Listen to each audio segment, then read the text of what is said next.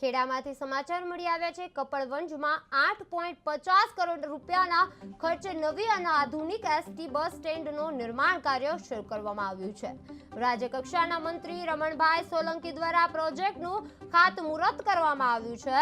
નવા બસ સ્ટેન્ડમાં 15 પ્લેટફોર્મનો સમાવેશ પણ કરવામાં આવી રહ્યો છે, જે મુસાફરો માટે વધુ સગવડ અને સુવિધા પ્રદાન કરશે।